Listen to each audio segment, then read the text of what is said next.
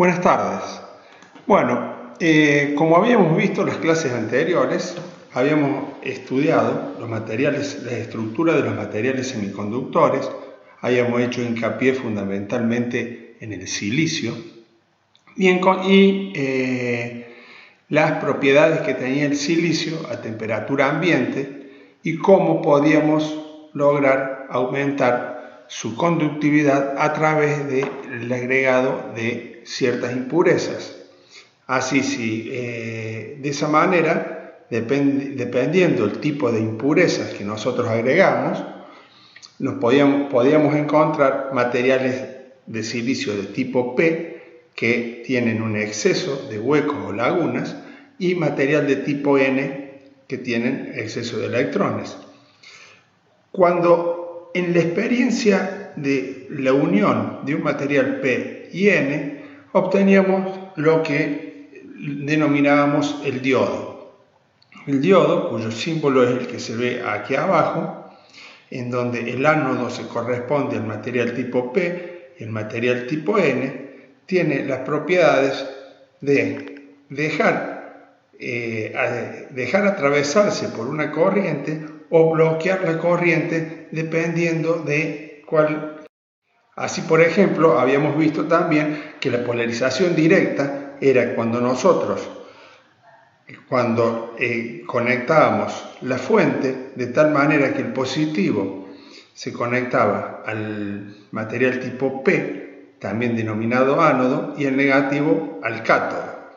Decíamos que se establecía una corriente y disminuía el campo, el potencial, ubicado a ambos lados de la juntura, se disminuía y dejaba atravesar la corriente en dirección del positivo hacia el negativo según la convención que nosotros en general adoptamos. Sin embargo, si hacíamos la polarización inversa, o sea, si invertíamos las polaridades de la batería, lo que veíamos era que el dispositivo se comportaba como un material aislante puro y solamente era atravesado por una pequeña corriente de fuga. Muy bien, eso es lo que hemos visto hasta ahora. Lo que vamos a ver en la clase de hoy es lo que se denomina el transistor bipolar. El transistor bipolar, descubierto por el trabajo de varios físicos, entre ellos Schottky, que en 1948 patenta el primer transistor bipolar y que fue una revolución no solo tanto en la electrónica, sino también en lo que se denominó décadas posteriores como la revolución industrial. O sea, la electrónica jugó un papel fundamental y el transistor en especial. Muy bien. Lo que vamos a ver en la clase de hoy es la física del funcionamiento, las corrientes que circulan en un transistor. Posteriormente vamos a ver las diferentes configuraciones que podemos realizar con los transistores cuando los queremos utilizar como amplificadores. Vamos a hacer un estudio de las curvas características tanto de la entrada como de la salida. Y por último vamos a ver el concepto de polarización y la estabilidad de las mismas. Muy bien, veamos la estructura física. Si en este estudio vamos a suponer que realizamos la unión de tres materiales, dos de tipo N y uno de tipo P, tal como se muestra en la figura. A este transistor se lo denomina transistor NPN, pero también el estudio se podría hacer sobre transistores PNP, en donde se utilizan dos materiales de tipo P en los extremos y un material de tipo N en el centro. Bien, ¿qué características tienen que tener estos materiales para que resulten un transistor útil?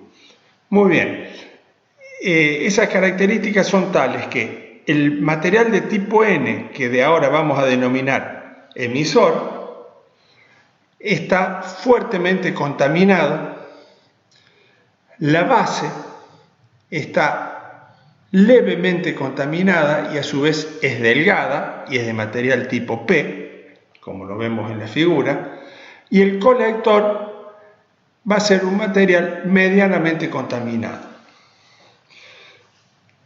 Visto de esta manera, nosotros podemos decir que tenemos dos diodos, uno PN entre la base y el emisor y otro PN entre la base y colector, con lo cual se forman a ambos lados de la juntura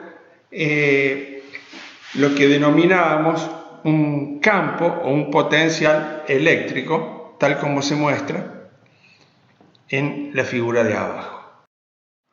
Bien, vamos ahora, para hacer el estudio de las corrientes, lo que vamos a hacer, vamos a polarizar los transistores, el transistor, de forma tal que entre la base y el emisor realizamos una polarización que nosotros denominábamos directa. ¿Qué quiere decir? Que el ánodo del diodo formado entre la base y el emisor está conectado al positivo de la batería y el negativo está conectado al cátodo de la batería. Eso respecto del diodo conformado entre la base y el emisor. Ahora bien, entre la base y el colector vamos a hacer una polarización inversa y con un potencial mayor que el de la base. ¿Qué es lo que sabemos nosotros? Que entre la base y el emisor se va a establecer una corriente porque hay polarización directa. Esa corriente va a ser proporcional a la intensidad de la fuente que nosotros apliquemos entre base y emisor. Bien, ¿qué es lo que va a ocurrir entonces? Que los electrones libres de la región N son capaces de atravesar el potencial de la juntura e ingresan al material P. Ahora bien, cuando ingresan al material P, tienen dos caminos a seguir. Uno, hacia el positivo de la tensión de la fuente aplicada entre la base y el emisor, y la otra es hacia el positivo de la fuente colocada entre colector y base. Como dijimos que estaba fuertemente polarizado, pero en forma inversa este diodo, los electrones se van a sentir, por lo tanto, fuertemente atraídos por el positivo de esta fuente. Con lo cual, la mayor parte de los electrones que saliendo del emisor atravesaron la juntura base-emisor y llegaron a la base, la mayoría va a atravesar el colector y va a llegar hacia la fuente, hacia el positivo de la fuente entre colector y base. Ese alfa y de emisor, por lo tanto, en general es muy próximo a 1 y depende del proceso de fabricación.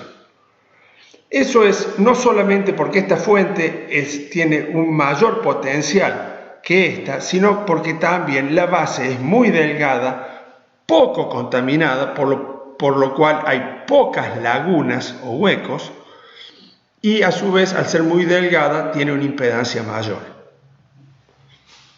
Con lo cual, un gran porcentaje, casi la mayoría de la corriente que se desprende del emisor va hacia el colector.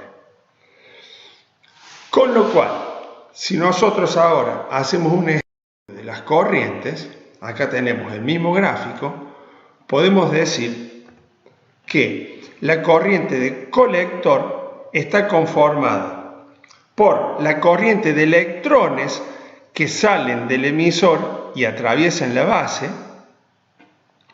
que lo denominamos alfa y de emisor, más la corriente inversa debido a la polarización inversa del diodo entre base y colector.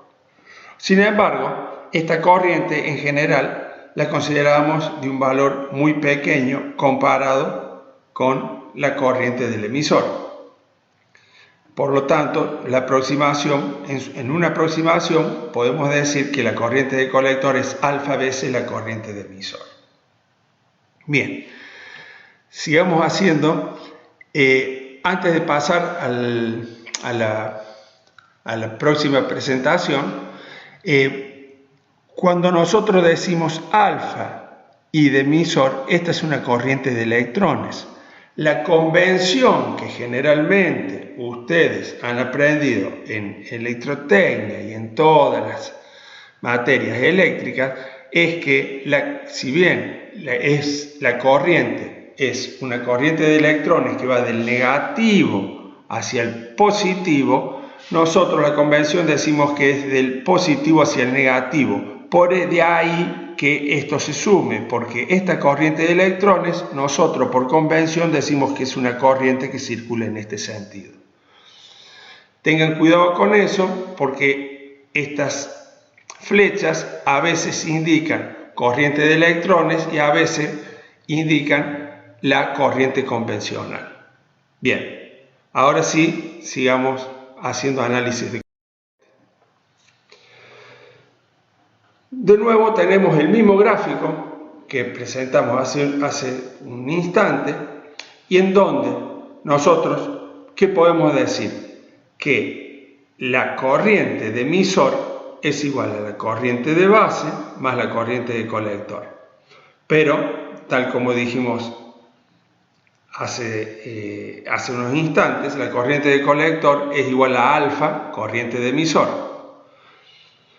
Reemplazando, tenemos que la corriente de colector sobre alfa es igual a la corriente de colector más beta. De ahí podemos despejar que la corriente de colector es alfa sobre 1 menos alfa. ¿Qué hayamos dicho de alfa? Alfa es un número que se aproxima mucho a 1 y que depende del proceso de fabricación. Por lo tanto, si nosotros lo consideráramos como un parámetro constante, podemos decir que la corriente de colector es un número dado por este cociente multiplicado por la corriente de base. A este elemento, alfa sobre 1 menos alfa, es lo que se denomina ganancia de corriente del transistor y que el fabricante me lo proporciona en la hoja de datos. Ahora bien, este término se denomina beta. Alfa sobre 1 menos alfa es igual a beta, y a beta es la ganancia de corriente. Sin embargo, el fabricante no me dice exactamente cuál es el valor de beta, sino que me da valores máximos y mínimos. ¿Por qué? Porque pequeños detalles en el proceso de fabricación hace que el beta se modifique enormemente. Explico de nuevo. Si alfa, que decimos que es un número próximo a 1, vale 0,94, este cociente me va a dar aproximadamente 16. Sin embargo, si alfa, en vez de ser 0,94, es 0,97, o sea, un 3% más alto, este cociente me da 32, o sea, el doble. ¿Qué quiere decir? Que beta aumentó un 100%. La ganancia de corriente del transistor aumentó un 100%. Como es muy difícil en los procesos de fabricación lograr dos transistores iguales, el fabricante me da un beta máximo y mínimo. No me puede asegurar un beta exacto, pero sí un máximo y un mínimo. Entonces, la corriente de colector es beta veces la corriente de base. El símbolo del transistor. Un transistor NPN, su símbolo es como el que tenemos indicado en la figura A, donde vemos la flecha entre la base y el emisor. Hace de cuenta de que me indica cuál es la dirección de la corriente desde la base hacia el emisor. mientras que en un PNP, que es el de la figura B, la corriente va a circular desde el emisor hacia la base. Bien, en la figura de abajo lo que tenemos es una cosa esencial, que es el equivalente eléctrico de un transistor, que nos va a permitir poder hacer las deducciones para las diferentes configuraciones y obtener así expresiones de ganancia de tensión, la ganancia de corriente, de acuerdo a las configuraciones, impedancias de entrada, impedancia de salida, etc. Para eso nosotros tenemos que resolver circuitos eléctricos. Fíjense, el modelo más simple es el que tenemos en esta figura, en donde entre la base y el emisor tenemos simplemente una resistencia. ¿Qué es esta resistencia? Bueno, si entre la base y el emisor tenemos un diodo polarizado directo, esta resistencia representa la pequeña impedancia del diodo en su polarización directa. Mientras que en el colector tenemos una fuente de corriente, que es una fuente de corriente dependiente. ¿De qué depende? De la corriente de base. O sea, la corriente de colector, tal como habíamos deducido, es beta veces la corriente de base. Así de sencillo es el modelo eléctrico equivalente de un transistor, en este caso NPN. Veamos ahora las diferentes configuraciones. Una configuración, la primera, es emisor común.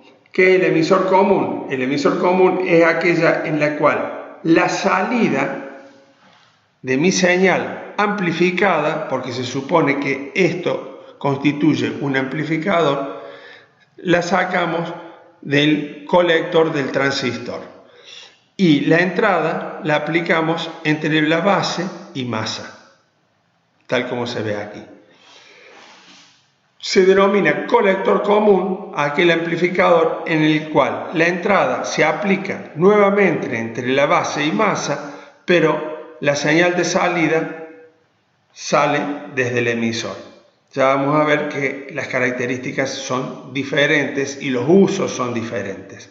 Y por último tenemos el base común, que es muy poco utilizado. Se utiliza en algunos circuitos en donde se necesita una gran respuesta en frecuencia, o sea, cuando estamos trabajando con señales de muy alta frecuencia. No lo vamos a estudiar nosotros y, como ya les digo, tiene pocas aplicaciones. Fíjense que la entrada se aplica entre el emisor y masa, a diferencia de las otras dos, que era entre base y masa, y la salida se hace desde colector. Dependiendo de la configuración, tenemos que la ganancia de tensión, si yo quiero amplificar tensión, podemos obtener altas amplificaciones de tensión. ¿Qué significa eso? Que si yo aplico una señal a la entrada, a la salida tengo n veces, y ese n veces la tensión de entrada es alta. La ganancia de corriente también puede ser alta, tiene baja impedancia de entrada y alta impedancia de salida. Bien. En el caso del colector común, la ganancia de tensión es menor que 1, la ganancia de corriente es alta, la resistencia de entrada o impedancia de entrada es alta, que esto suele ser muy ventajoso, y la impedancia de salida baja. Base común, tenemos alta impedancia de entrada, alta ganancia de tensión, una ganancia de corriente menor que 1, una resistencia de entrada muy baja y una impedancia de salida alta. Muy bien.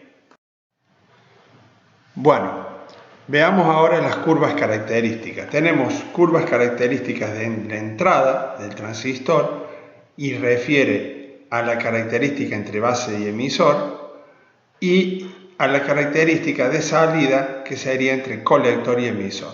En este caso estamos viendo la característica entre base y emisor, en donde tenemos en abscisas la tensión base-emisor y en ordenadas la corriente de emisor, o también podría ser la corriente de base. Independientemente de eso, nosotros sabemos que entre base y emisor tenemos un diodo polarizado directo, tal como lo habíamos estudiado al principio cuando polarizábamos el transistor, con lo cual se corresponde con la curva de un diodo polarizado en directo. No hay mucho más para decir de esto, y por eso cuando hacemos la equivalencia del transistor entre base y emisor, si el diodo está polarizado, se corresponde a la pendiente de esta curva, que es bastante empinada y es la resistencia que nosotros poníamos en el circuito equivalente entre la base y el emisor. Nosotros también sabíamos que si idealizamos el diodo, quiere decir que estamos en esta región, en donde acá no se tiene en cuenta ni siquiera los 0,7 volt necesarios para que circule corriente cuando polariza un diodo en forma directa. ¿Está bien? Sin embargo, en la mayoría de los casos es conveniente tomar como curva aproximada esta que estamos viendo aquí, en donde tenemos en cuenta los 0,7 volt necesarios para que la base y emisor esté polarizada directa. Bien. Bueno, ahora lo que vamos a ver es la característica de salida del transistor bipolar, que es la que estamos viendo en este momento en pantalla. Nosotros, si bien parece más compleja, vamos a tratar de explicarla de manera que sea fácilmente comprensible. Para eso vamos a empezar a explicar lo que es la región lineal.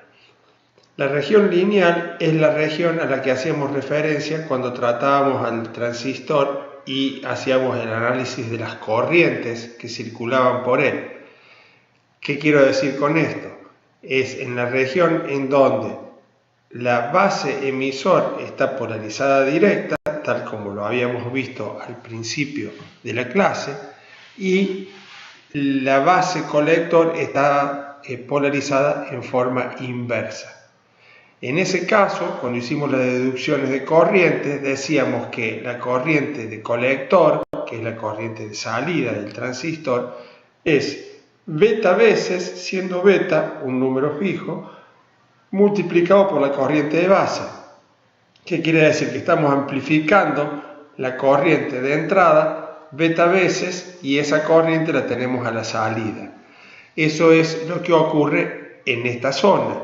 Fíjense que estas curvas que vemos aquí representan corrientes de base, y fíjense que en la región lineal, para una misma corriente de base le corresponde una corriente de colector. Si aumentamos la corriente de base, aumenta la corriente de colector también beta veces. Entonces estamos en lo que se denomina la zona lineal. Ahora, todo esto es cierto mientras la tensión entre colector y emisor tenga una determinada magnitud. Cuando esa corriente de colector-emisor empieza a disminuir, entra en una zona en donde, para el mismo valor de la corriente de base, la corriente de colector empieza a decrecer, y después empieza a decrecer en forma lineal. En esta zona, esto se produce porque el diodo entre la base y colector ya no está polarizado en forma inversa, sino está polarizado en forma directa. Esta es la zona que se denomina zona de saturación, en donde ya no se cumple que la corriente de colector es beta veces la corriente de base, o sea, ya no tenemos linealidad. Si queremos utilizar el transistor como amplificador, esta es una zona prohibida. Otra zona prohibida, que es la que está pintada en gris, es la que acá dice regón de corte, es región de corte, es la debida a la tensión base emisor que yo tengo que aplicar para que empiece a circular corriente de base. Como es un diodo entre la base y el emisor polarizado directo, yo necesito superar que la tensión aplicada entre base y emisor supere la tensión umbral del diodo, que es de 0,7. Mientras yo no supere ese valor, la corriente de base no se establecerá. Esta región de corte también es una zona prohibida.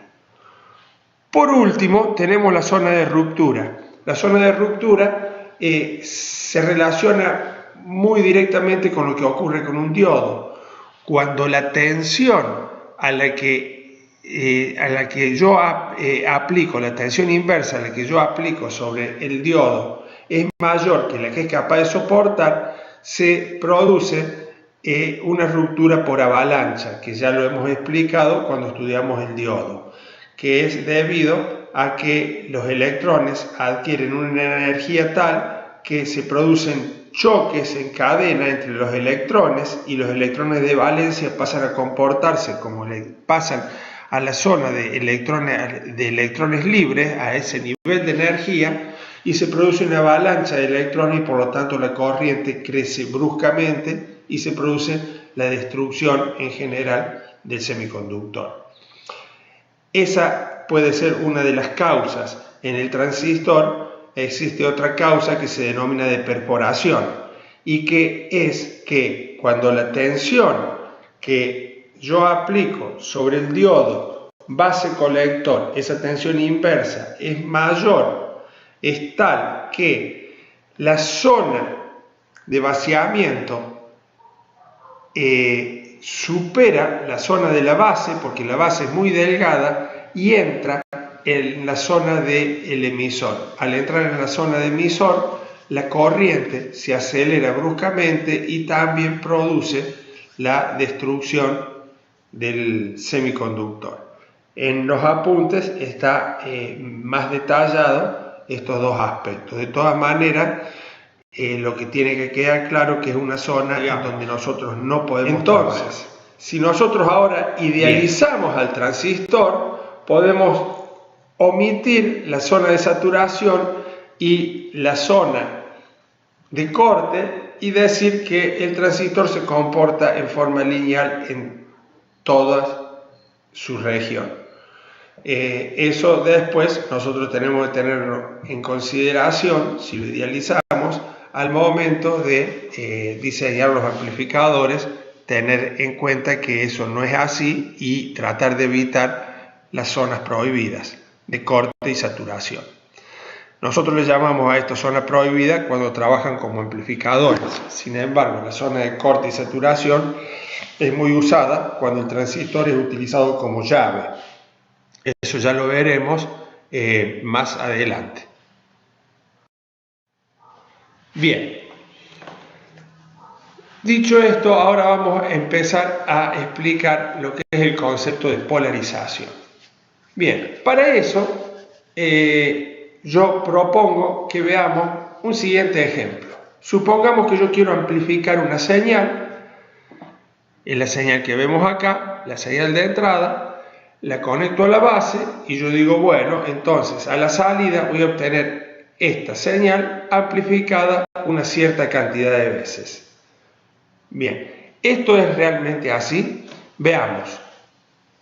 Primero, que habíamos dicho que teníamos una región de corte, por lo cual hasta que la señal no supere los 0,7 volts necesarios para que el diodo entre la base y el emisor se polaricen, no va a haber circulación de corriente por la base, con lo cual ya perdemos parte de la señal de entrada.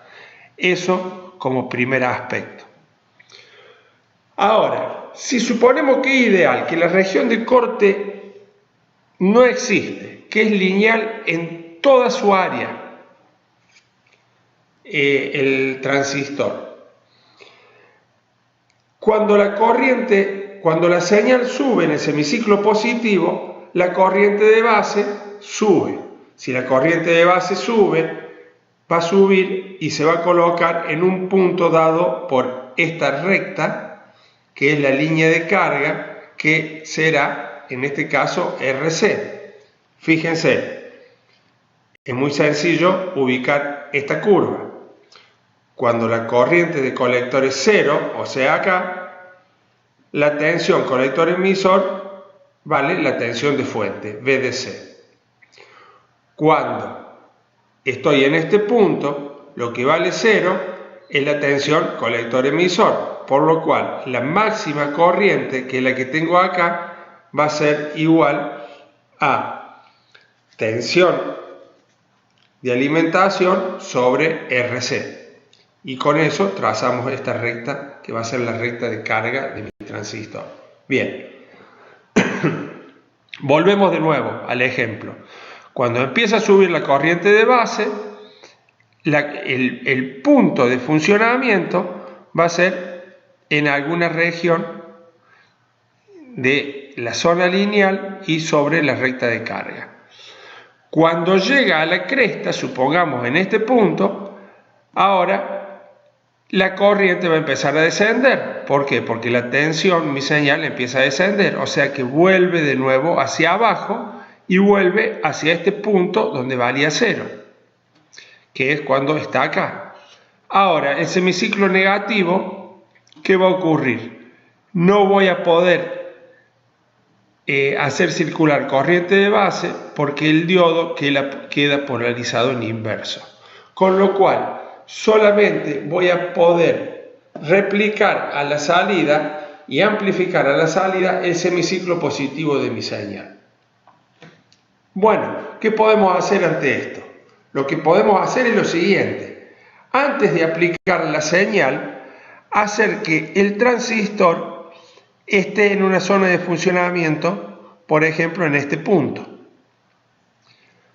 Cuando viene la señal, el semiciclo positivo aumenta la corriente de base y sube, por lo tanto, por la recta de carga hasta este punto. Cuando viene, ahora llegó a la cresta, comienza a bajar, pasa de nuevo por el punto donde yo lo había polarizado y el semiciclo negativo lo va a poder hacer porque ahora la corriente empieza a descender y puede trabajar en esta región. ¿Qué problema vamos a tener? Que a la salida voy a tener mi señal amplificada más una montada sobre una continua, sobre una tensión de continua. Eso no es problema, ya vamos a ver más adelante que podemos filtrar esa continua y quedarnos solo con la señal amplificada. Ese es el concepto de polarización, o sea, antes de introducir la señal, que esté en un punto de funcionamiento con una corriente de colector distinta de 0. Y cuando viene la señal, excursiona hacia arriba y hacia abajo por la región lineal del transistor. ¿Cómo logro eso? Y bueno, sumándole a mi señal una continua. Ahora vamos a ver cómo podemos hacerlo. Olvidémonos de la señal y de este capacitor, que es un capacitor para acoplar la señal al amplificador. Pero olvidémonos de esto por un momento. ¿Cómo yo polarizo el transistor? Y bueno, de la fuente con la que alimento el transistor, hago un divisor resistivo que lo conecto a la base. Con lo cual, la tensión que yo voy a tener aplicado acá, en ausencia de señal, va a estar dado por esta tensión dividido la suma de estas dos resistencias, me da la corriente que circula por el divisor. Multiplicada esa corriente por R2, voy a tener la tensión acá. Con lo cual, va a ser una tensión positiva que va a hacer que circule una determinada corriente de base. Por lo tanto, ya voy a tener una corriente de base circulando por el transistor previo a la inyección de la tensión de entrada. ¿Está claro? Ese es el concepto de polarización. ¿Cómo analizo este circuito? Con este divisor resistivo. Bueno, hago Thevenin en este punto. ¿Cómo se hacía Thevenin? Corto acá, pasivo la tensión de continua, por lo tanto esto está masa. Entonces, ¿qué tengo? R1 y R2 a masa. ¿Qué quiere decir? Que la resistencia de Thevenin es R1 paralelo con R2. Eso es RB. Y la tensión que tengo acá es la que yo les dije al principio. Es la corriente que pasa por el divisor resistivo multiplicado por R2. Eso lo vamos a ver en la próxima proyección. Ahí tenemos. La tensión B sub B es BCC sobre R1 más R2. Eso me da la corriente multiplicado por R2. Y la resistencia RB es la resistencia de Thevenin, que es R1 paralelo con R2. De esa manera yo logro polarizar el transistor y poder sintetizar toda mi señal a la salida.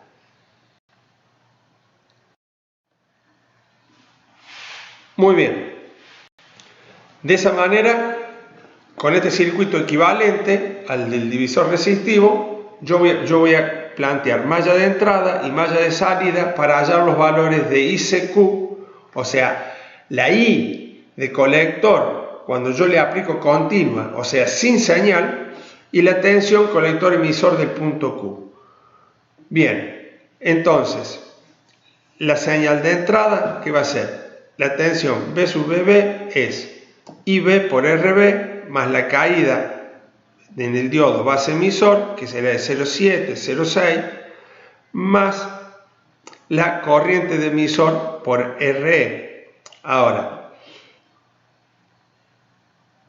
la corriente de emisor, nosotros decíamos que era prácticamente igual a la corriente de emisor. ¿Se acuerdan cuando decíamos que la corriente de colector era alfa veces la corriente de emisor y que alfa era próximo a 1? Por lo tanto, podemos deducir, podemos aproximar corriente de colector igual a corriente de emisor.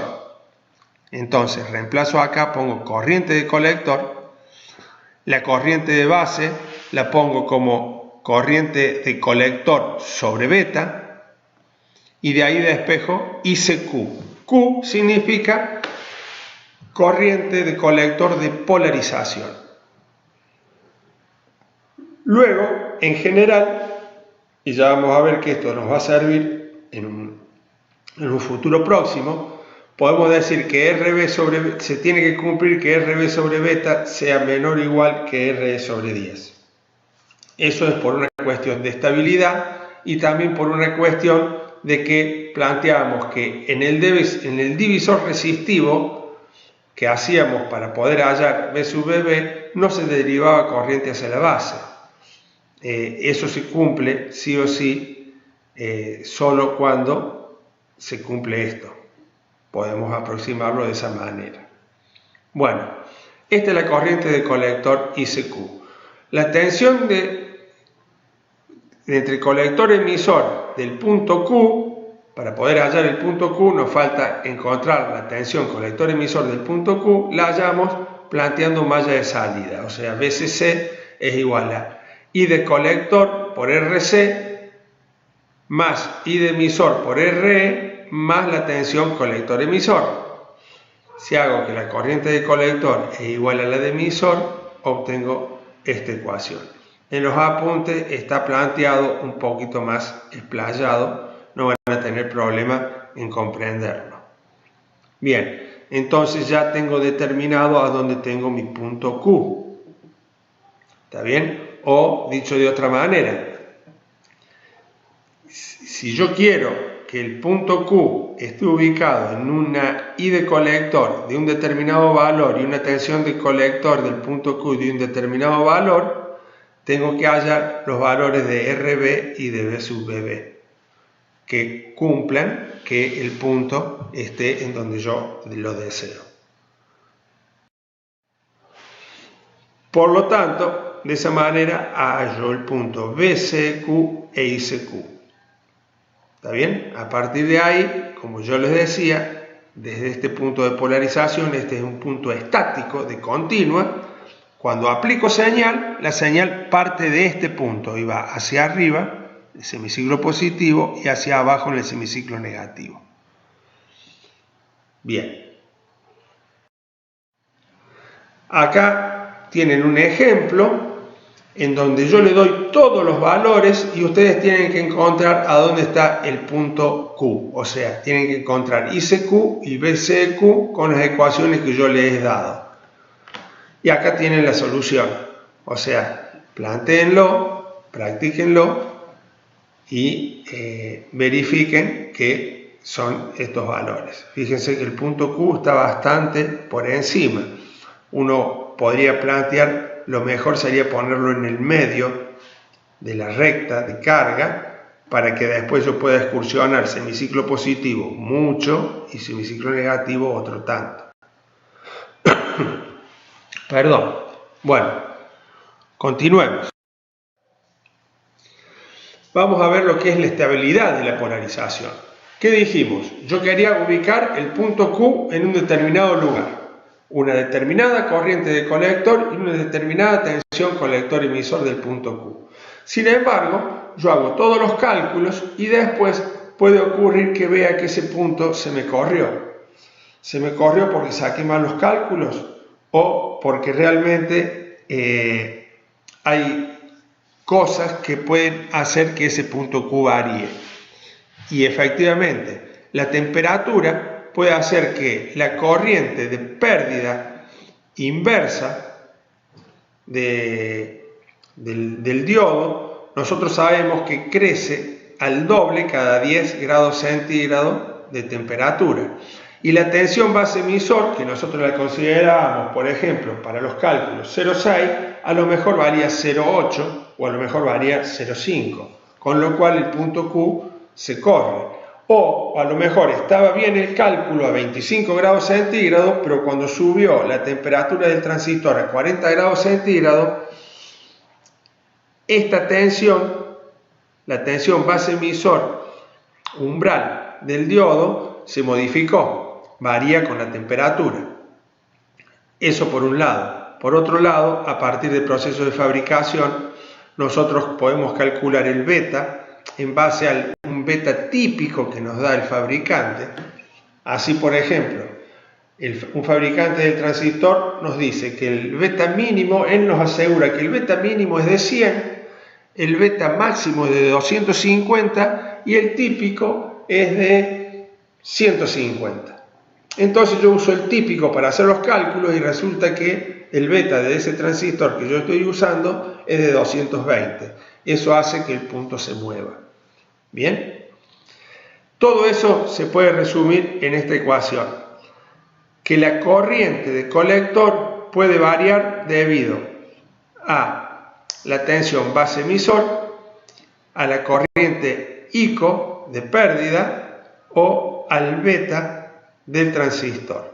La suma de esos tres factores puede modificar el punto de posicionamiento del punto de polarización. Bien, entonces, ¿qué vamos a hacer nosotros? Lo que vamos a hacer ahora es tratar de hallar una expresión de la corriente de colector en función de la tensión base emisor, en la función de ICO y en la función de beta. Vamos a hacer la derivada parcial para cada uno de estos y vamos a ver de qué depende o cómo puedo hacer yo para que esta variación sea la mínima posible y tenga certeza de dónde está ubicado el punto de polarización. Para eso tenemos que hallar la expresión de la corriente de colector, que planteamos la malla de entrada, como lo hicimos siempre. La corriente de emisor es corriente de base más corriente de colector. La corriente de colector en función de la corriente de base, eso ya lo habíamos visto y en el apunte lo tienen bien descrito. La corriente de colector es beta veces la corriente de base más 1 más beta de ICO. que generalmente esto lo solíamos despreciar, por eso nos quedaba beta por I de base. En este caso no lo vamos a despreciar porque quiero ponerlo en función de la ICO. Si yo esto lo reemplazo aquí y despejo la corriente de base, una vez despejada la corriente de base, la meto en esta ecuación, la introduzco en esta ecuación, obtengo la expresión de la corriente de colector. Esa corriente de colector, como vemos, está en función de la tensión base emisor, de beta, de ICO, acá también tenemos beta. Entonces, ¿cómo vamos a proceder ahora? Vamos a derivar, vamos a hacer la derivada parcial de IC respecto de base emisor y vamos a ver en función de qué nos queda y cómo podemos mejorar la estabilidad. Después vamos a hacer lo mismo cuando derivemos respecto de ICO a la corriente de colector y después respecto de beta. Vamos a ver que en beta usamos otra modalidad, no hacemos la derivada parcial, sino que trabajamos con deltas, pero también se podría hacer con derivada parcial. Bueno, acá en esta gráfica podemos ver cómo varía la curva del diodo base emisor cuando varía la temperatura. Fíjense que si yo estoy trabajando en este punto de la tensión base emisor, la corriente de colector a 37 grados pues puede ser 50 mA, mientras que a 17 grados puede ser de 25 30 mA, con lo cual se me puede mover mucho el punto Q. La derivada parcial de la corriente de colector respecto de la tensión base emisor, obtengo esta expresión. En esta expresión habíamos dicho, ¿se acuerdan? Que un buen diseño era que RE por beta más 1 sea mucho más grande que RB, por lo tanto RB lo puedo despreciar. Y si beta es, supónganse 100, hacer 100 dividido 101, prácticamente puedo simplificar esto, con lo cual el factor de estabilidad respecto de la tensión base emisor es aproximadamente menos 1 sobre RE. ¿Qué pretendo yo? Que este factor de estabilidad sea alto o bajo. Esto es derivada parcial de la corriente de colector respecto de base emisor. ¿Yo quiero que varíe la corriente de colector, que se mueva? No. Por lo tanto, yo quiero que el numerador sea 0. Por lo tanto, yo quiero que esto tienda a 0. Con lo cual, lo voy a lograr si RE tiende a infinito. No voy a poner una RE infinita, pero sí me queda claro que mientras más alta sea RE, más estable va a ser mi circuito. Eso es analizando respecto de la tensión base emisor. Vamos a hacer lo mismo ahora con ICO. Cuando derivo, hago la derivada parcial, obtengo esta ecuación. Esta ecuación la puedo acomodar de este modo. Si yo hice derivada parcial, supuse los beta constantes. Entonces acá me va a quedar que la única forma de modificar esto es trabajando sobre el cociente entre RB y RE.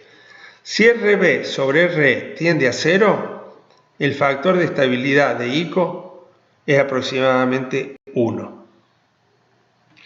Si RB sobre RE tiende a infinito, o sea, RE es 0, o sea, no está RE, el factor de estabilidad vale beta más 1. Como yo quiero valores bajos de los factores de estabilidad, de nuevo, entiendan que RE debe existir y debe tener un determinado valor. Mientras más alto, mejor. ¿Está bien? Acá cuando tiende a 0 quiere decir que RE tiende a infinito. Bueno, eso tampoco lo podré hacer, pero lo que me queda claro es que necesito un valor de RE y mientras más alto, mejor. Vamos a ver ahora de beta. Respecto de beta, no voy a hacer la derivada parcial de la corriente de colector respecto de beta porque me va a quedar muy compleja. Hay bibliografía en donde las hacen. Yo lo que preferí es intentar hallar un delta IC sobre un delta beta. Para eso, apliqué la malla de entrada, que esta ya la sabíamos. Pongo todo en función de la I de base, despejo la I de base. Esa I de base, si la multiplico por beta, obtengo la corriente de colector. Y esa corriente de colector va a estar en función de beta. Entonces, yo lo que voy a hacer va a ser lo siguiente. Voy a suponer una corriente de colector sub 2 para un beta 2 y una corriente de colector sub 1 para un beta 1. Voy a buscar dos betas. Y de esa manera después puedo hallar delta IC, que sería IC2 menos IC1 sobre beta 2 menos beta 1. ¿Está bien? Trabajando con esas ecuaciones llego a esta conclusión. De nuevo, fíjense que si RE es alta, mientras más alta, más chico es esto. Yo quiero que esto tienda a 0. Por lo tanto, toda la expresión a 0. Lo puedo lograr con un RE alto. A ver, RE está en el numerador y en el denominador. Sin embargo, en el denominador está multiplicado por beta 2 más 1. Por lo tanto, si aumenta RE, aumenta más rápido el denominador que el numerador y esto tiende a 0. Como conclusión, la existencia de RE permite la estabilidad del punto Q ante variaciones de parámetros inherentes al transistor. Sin embargo, altos valores de RE, ya se los he mencionado, si bien estabilizan el sistema, generan una disipación adicional de potencia, disminuyendo el rendimiento del amplificador. Y también habría que agregar que si RE es muy alto, hacer circular corriente significaría poner fuentes de tensión muy altas. Bueno, con eso damos concluida la clase y bueno, muchas gracias por la atención.